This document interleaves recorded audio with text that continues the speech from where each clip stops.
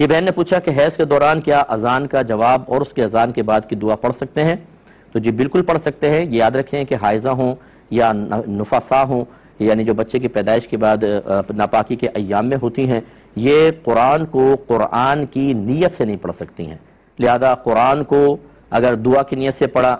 جیسے الحمد شریف ہے، یا اللہ تعالیٰ کی ثنا کی نیت سے پڑھا جیسے آیت الکرسی ہے، تو اس کی بھی اجازت ہوتی ہے۔ باقی تمام اذکار الہیہ وہ کر سکتی ہیں، صرف قرآن کو قرآن کی نیت سے نہ پڑھیں، باقی سب کر سکتی ہیں۔ اسی طرح انہوں نے کہا کہ درود تنجینا، بعض تنجینا بھی کہتے ہیں، کہ اس کا ورق پکڑ کر اس کو پڑھ سکتے ہیں کہ نہیں؟ تو بالکل پڑھ سکتی ہیں، کیونکہ اس میں درود ہے، کوئی آیات کریمہ تو نہیں ہے۔ بہتر ہے کہ اس پر ہاتھ نہ پڑے۔ یہ مکروہ تنزیہی لکھا ہے کہ تفسیر کی کتاب کو، فقہ کی کتاب کو، یا اس قسم کے وظائف کی کتاب کو پکڑنا۔ مکروہ تنزیہی اس عمل کو کہتے ہیں کہ جو گناہ تو نہیں ہوتا لیکن شریعت نے ناپسند کیا ہے، تو لہٰذا لیکن اگر ورق پہ لکھا ہوا ہے اور اب سائڈ سے پکڑتی ہے اس پہ ہاتھ نہ، تو یہ قرات تنزیہہ بھی ختم ہو جاتی ہے، تو یہ بہرحال بالکل جائز ہے۔ لیکن انہوں نے پوچھا تھا کہ محفل میلاد میں اسی حالت میں جانا کیسا ہے؟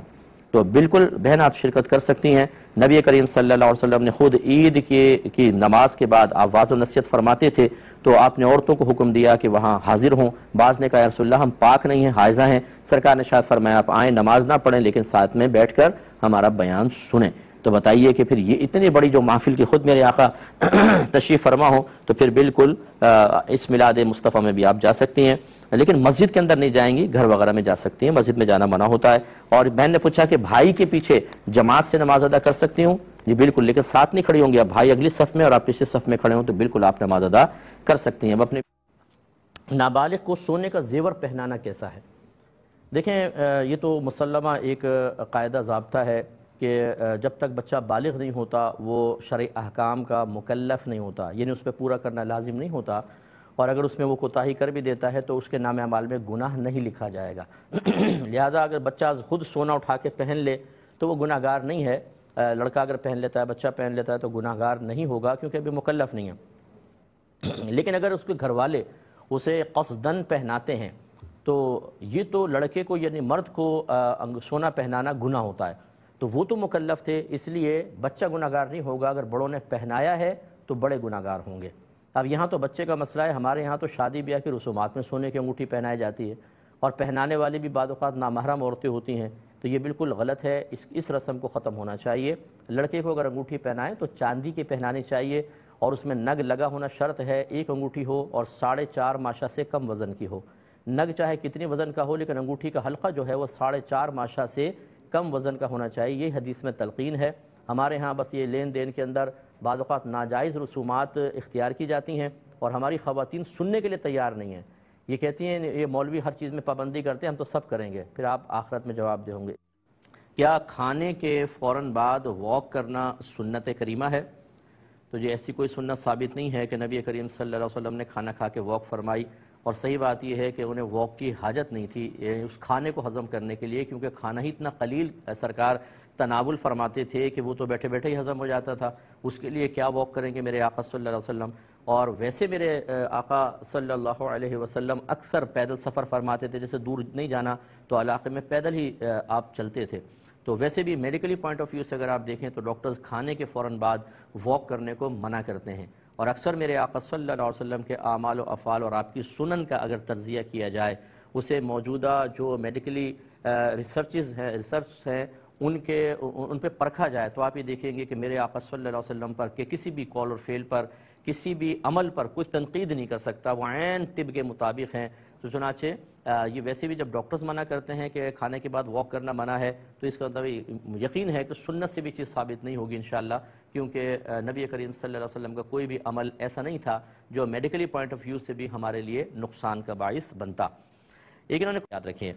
ایک کویشچن کیا کہ کھانے کے دوران کیا میٹھا کھانا سنت ہے، یہ کہا جاتا ہے؟ جی یہ اس طرح کہنا صحیح نہیں ہے۔ درمیان میں میٹھا کھانا سنت نہیں ہے، نبی کریم کے بارہا ثابت ہے، آپ نے تناول فرمایا، کھانا بیچ میں میٹھا نہیں کھایا، یہ کہنا غلط ہے۔ ہاں یوں ہے کہ اگر میٹھا ہو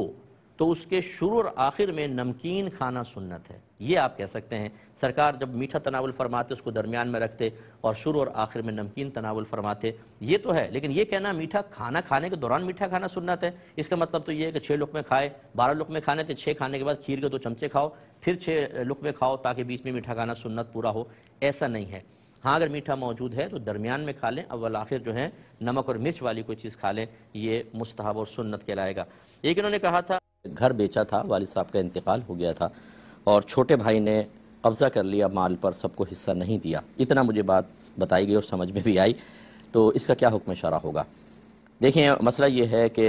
جب کوئی انتقال کرتا ہے اس کو مورث کہتے ہیں، وہ جو چھوڑ کر جاتا ہے اس کو ترکہ کہتے ہیں، تو یہ ہونا یہ چاہیے۔ میں سب سے گزارش کرتا ہوں کہ اللہ آپ کو درازی عمر بالخیر عطا فرمائے، آپ کی فیملی پر آپ کا سایہ قائم و دائم فرمائے، لیکن جب گھروں میں ایسا ماحول ہو کہ دین ہم نے سکھایا نہ ہو اور گمان یہ ہو کہ مرنے کے بعد یہ آپس میں لڑیں گے،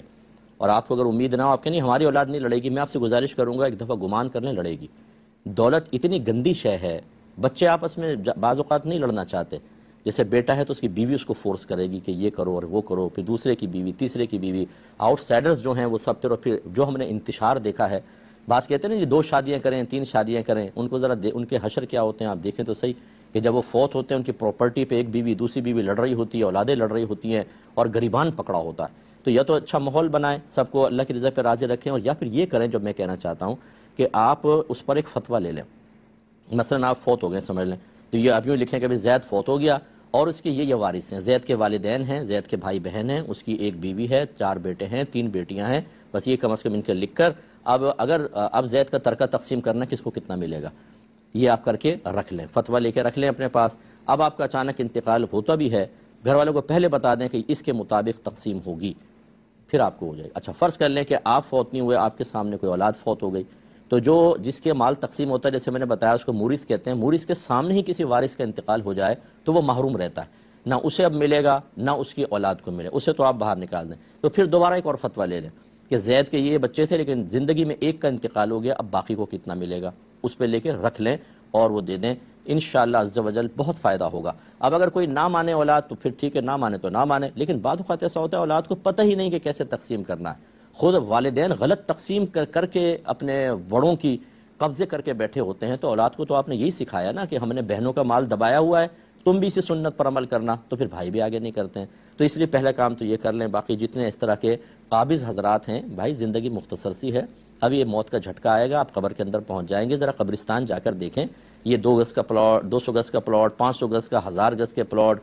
مال گولڈ، یہ سب یہیں رہ جائے گا، آپ کے کپڑے تک اتار لیے جائیں گے، آپ کو برہنہ حالت کے اندر غسل دیا جائے گا، کفن پہنایا جائے گا، اور سیدھا ایک اور کفن بھی کتنے کا ہوگا ذرا قیمت معلوم کر لیں، آپ نے ساری زندگی جتنے لباس پہنے ہوں گے ایک لباس بھی اس کی قیمت سے کم کا نہیں ہوگا، اتنا معمولی سا کفن دے کے آپ کو قبر میں چھوڑ دیں گے، اس کے بعد آپ خمیازہ بھگت رہے ہوں گے۔ اس لیے نہ کسی کا حق ماریں، اگر آپ کو نہیں پتا کہ کس کا کیا حق ہے تو جیسے میں نے عرض کیا آپ اب فتویٰ لے لیں جا کر، اور فتویٰ لے کر اس کی روشنی میں خرچہ کریں، یعنی حصہ دیں، اور جو اخراجات وغیرہ آپ نے بیجا کیے ہیں اس کا تاوان دیں، یہ اچھی طریقے سے ذہن میں رکھیں ورنہ آخرت کی بربادی کا بہت بڑا سامان ہوگا۔